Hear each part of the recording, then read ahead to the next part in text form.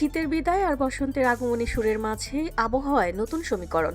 বিভূষীয় ভারত মহাসাগর ও সংলগ্ন দক্ষিণ পূর্ব বঙ্গোপসাগরে সৃষ্টি হয়েছে একটি লঘুচাপ, যার প্রভাবে দেশের বিভিন্ন অঞ্চলে বৃষ্টির সম্ভাবনা তৈরি হয়েছে। বিশেষ করে উত্তর পশ্চিমাঞ্চল সহ কয়েকটি বিভাগে পরিবর্তনের ইঙ্গিত মিলছে।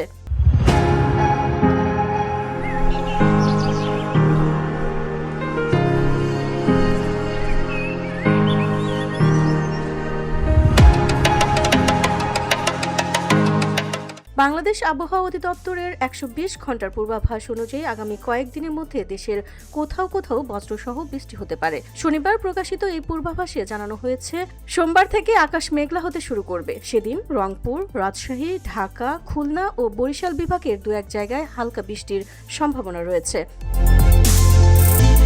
মঙ্গলবার বৃষ্টির পরিধি আরও বাড়তে পারে।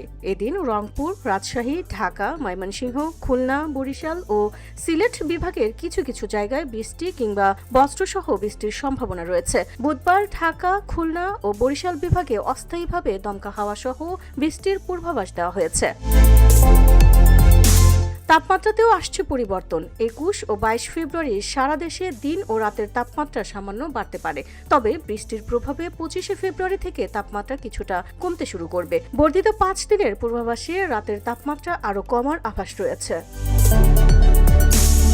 গত ২৪ ঘন্টায় দেশের সর্বোচ্চ তাপমাত্রা রেকর্ড হয়েছে বান্দরবান ও রাঙামাটিতে ৩৪.৫ ডিগ্রি সেলসিয়াস। সর্বনিম্ন তাপমাত্রা ছিল ডিমলায় ১৪.০ ডিগ্রি সেলসিয়াস। এ সময় দেশের কোথাও বৃষ্টি রেকর্ড হয়নি।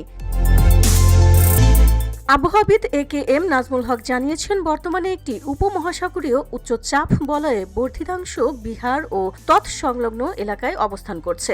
বঙ্গোপসাগরে লঘুচাপটি ঘনীভূত হয়ে উত্তর পশ্চিম দিকে অগ্রসর হয়ে এর প্রভাবেই দেশে বৃষ্টির সম্ভাবনা তৈরি হচ্ছে। VOD Bangla news desk.